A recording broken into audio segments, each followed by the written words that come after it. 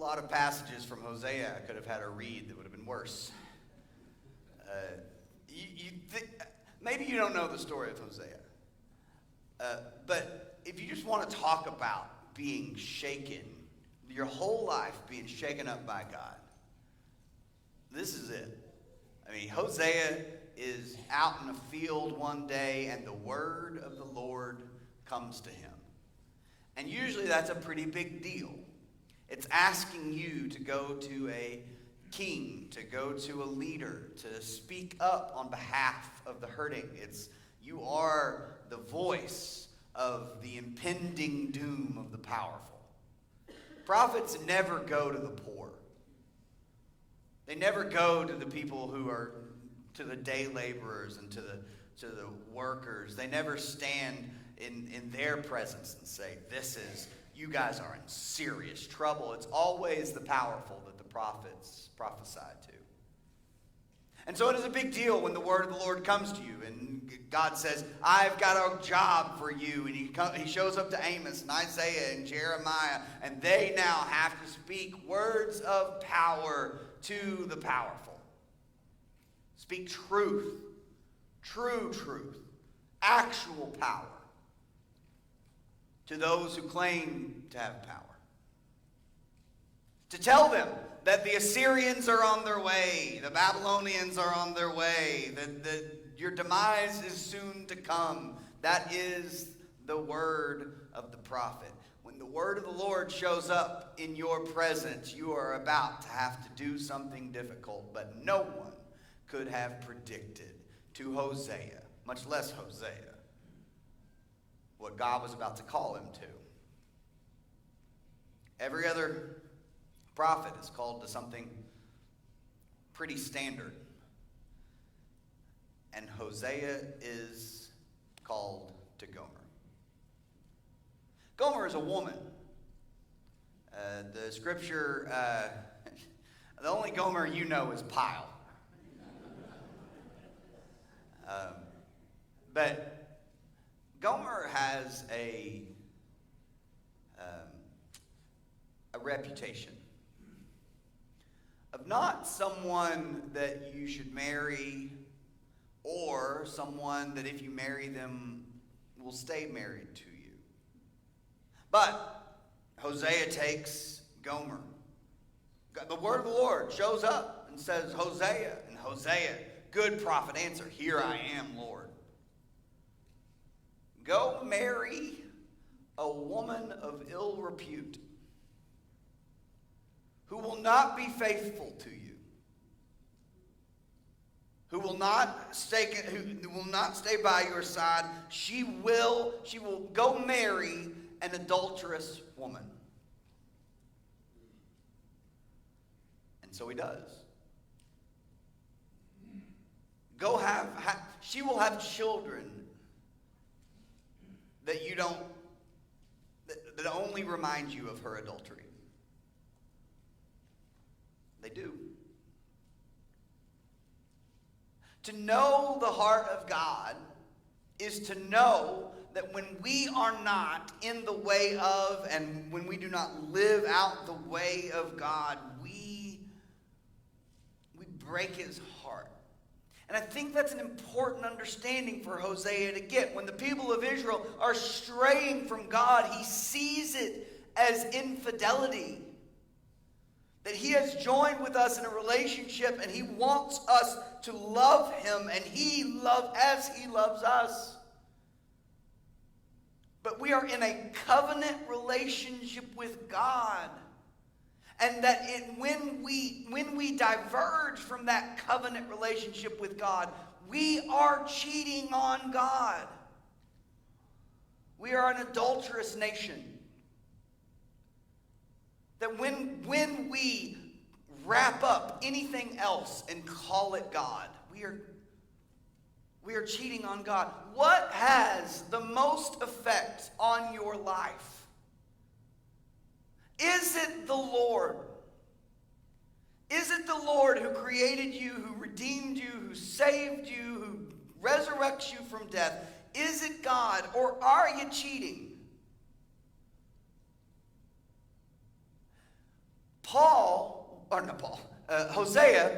Hosea, I'm trying to get to the New Testament so fast. Hosea is wanting, God's wanting Hosea to feel this pain that God feels. The heartbreak that God feels. When we aren't there with God, when we aren't living the way God would have us live, God feels that way for us. And it's not just about the pain, it's about the love. Because that's what brings pain most of the time. There are people out there making mistakes that will not ever affect me. They will not disappoint me. I am not disappointed in anybody who I don't know. I'm disappointed in myself a lot. I'm disappointed in just the fact that I love people means that they have the capacity to hurt me. Love only exists in vulnerability. It only exists when you open yourself up enough to somebody else that they can wound you. That's the only context in which we can actually truly love. We share secrets with people we love. We share inside jokes. We share stories. And so the more capacity you have to love somebody, the more capacity you have to hurt them. It's just the way it is. So when God expresses to Hosea that I want you to feel this way. I want you to know what it feels like to be hurt and then to love them so much that you take them back. I want you to feel like this. He's not just asking Hosea to understand the pain God goes through when we are not faithful to God. He's asking Hosea to tap into the love that God has for his unfaithful people. God has immense and deep and real love for his unfaithful people. He loves us. He loves that we are his, that we are his created, that he has redeemed us. He sent his son for us. He abides with us in his spirit. He loves us. More than anybody in your life loves you, he loves you like that. My mom loved me a lot.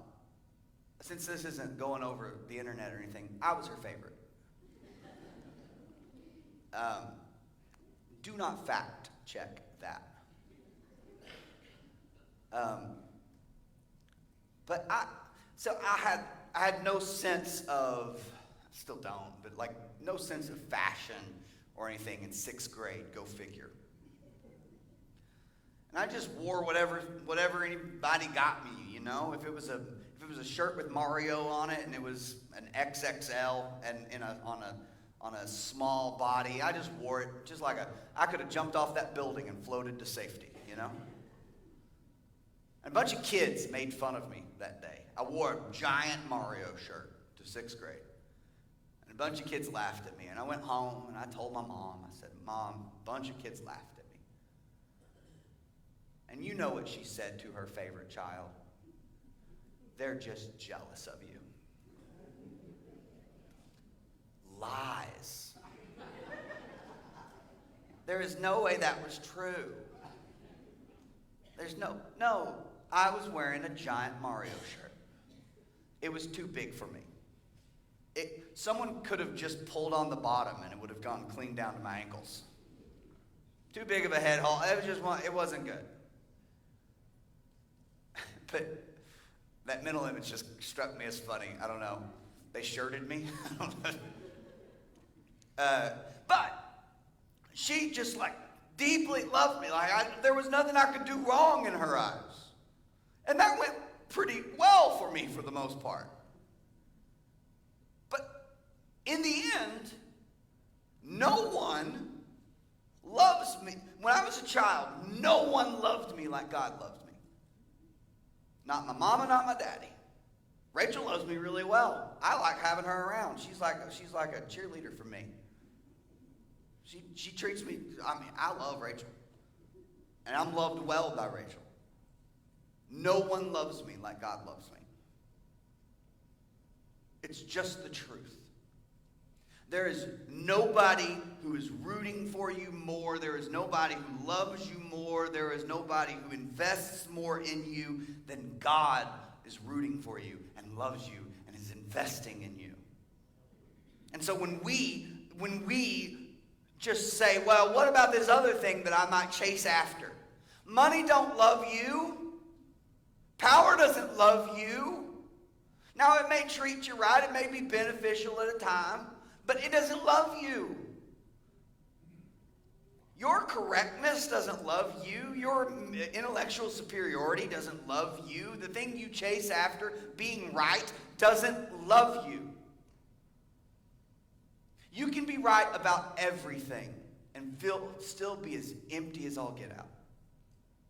Because what we are seeking is not doctrinal correctness, but a holy relationship. That the God who loves us, are we there? Are we living out His way? Do we trust Him enough to actually live that out? And what God's frustrated with the Israelites is that they are abandoning Him for stuff that doesn't love them back. They are abandoning God for stuff that doesn't care about them at all. These wooden idols. Listen to what God says about them in Hosea 1, and we're going to do a little bit more of this chapter. When Israel was a child, I loved him. Out of Egypt I called my son. The more I called them, the more they went from me. As much as I wanted them, they left. They kept sacrificing to the Baals and offering incense to idols. So, real quick, what the Israelites struggled with in this time is, for them, God, Yahweh, was the God who helped them overtake the land. Yahweh was the God of battle, in a way. But they showed up to Canaan, and you remember Canaan, like, they have grapes as big as your head. That was like the thing, that the spies came back, and they said, but there's some giants in there, and we can't overtake it. And Joshua and Caleb said, we can do it. And so they wandered for a while, and then came back, and God gave them the land of promise. God gave them this land of bounty. Well, they walked into this land of bounty, and there's all these people saying, they were like, my goodness, you guys sure have some big grapes. And all of the people said, yeah, we keep offering, we sacrifice to the god of fertility, Baal and Asherah. Asherah was fertility of family. Baal was fertility of the ground. And so they want to keep the big crops, and they want to have abundance. So they're a little tempted to sacrifice to these Baals, offering incense to the idols. He said, yet it was I who taught Ephraim to walk. I did that. I taught them to walk. I took them up in my arms, but they did not know that I healed them. I've raised 3 children, all of whom can walk just fine. They're all pretty good at it. They weren't always. You hold them by the hands, and they want to walk.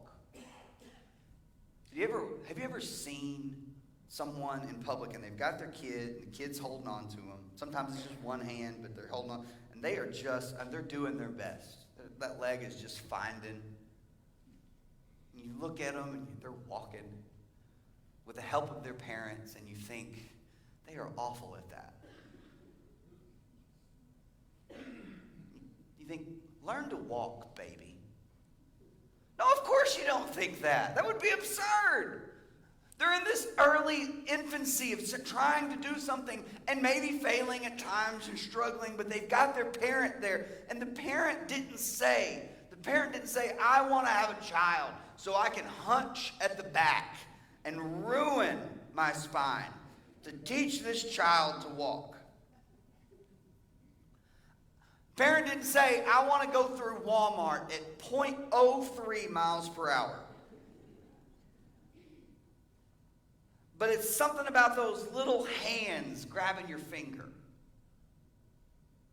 that will give you almost any sort of, you'll experience any discomfort to have those little hands wrap around your finger and knead you. I picked them up and they didn't know I healed them.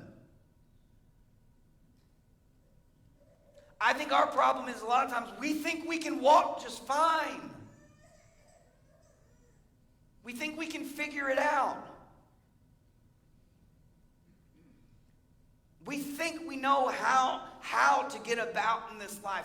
We still have to reach up and grab the finger of our Father. And we're failing when we try to stand on our own.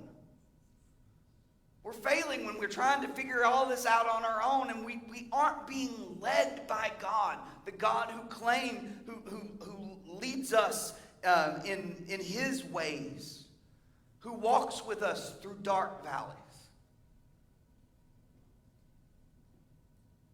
He says, I led them with cords of human kindness, with bands of love. I was to them like those who lifted infants to their cheeks. I bent down to them and fed them.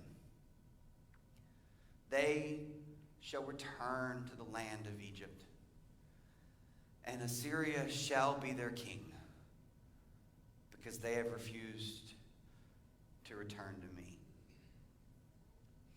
A lot of times, the biggest punishment we will ever face is we will be ruled by those we chose. Biggest punishment we will ever face is when we are ruled by those we chose. Because we're bad choosers. We like to be ruled by popularity or power or riches or notoriety. We pick what it is that we value. We say, I'm very smart. I'm a very smart person. And I know things. And I'm right and other people are wrong. I'm a very tough person. I get in fights. Very aggressive. I get my way. I can manipulate almost anybody into getting my way. Whatever it is that we think is a bonus, that ends up ruling us. And one of the worst punishments we face is we are ruled by the rulers we choose. But the God who picked us up and held us close to his face, the God who bent over to feed us, the God who held us by the hand and taught us to walk, we refuse to return to that God. He says the sword rages in their cities. It consumes their oracles, priests, and devours because of their schemes. My people are bent on turning away from me. To the Most High they call, but he does not raise them up at all. And then he says, but how can I give you up, Ephraim? How can I hand you over, O Israel? How can I make you like Admai? How can I treat you like Zeboim? My heart recoils within me, my compassion grows warm and tender. I feel like everybody has the kid. Everybody has the kid that doesn't learn the lesson until they're face down in the dirt. Everybody has one of those kids, right?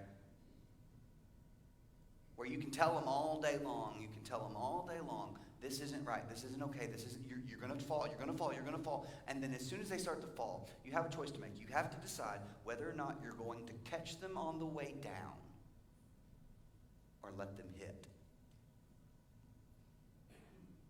And then get down on the ground and love them there. Everybody has that kid. We can't wait to find out which one of ours it is. Just kidding. But that happens almost in every kid's life where their parents decide whether to prop them up or let them fall. And every kid needs to fall at some point. To face the consequences of their actions and then to look up with dirt on their face and know that the ones who led them there have scattered, and the ones who loved them through it are still there. My heart recoils within me. My compassion grows warm and tender. Not with "I told you so's," because my goodness, what good does those do?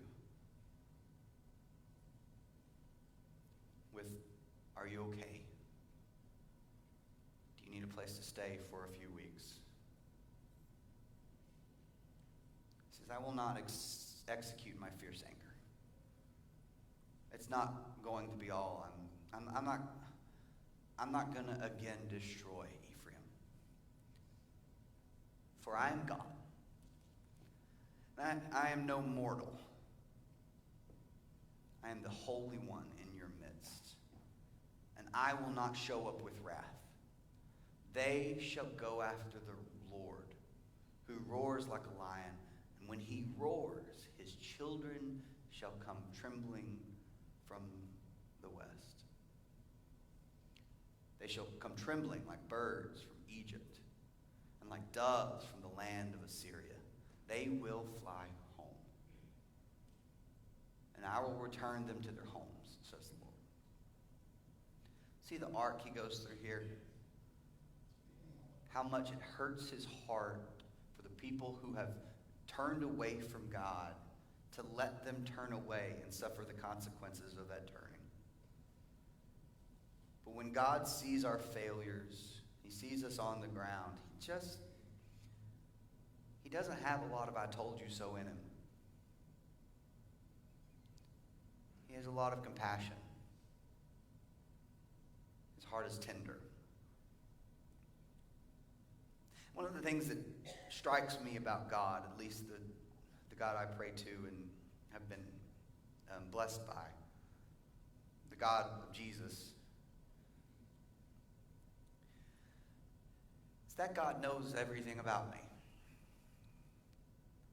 That God knows things I don't even know about me.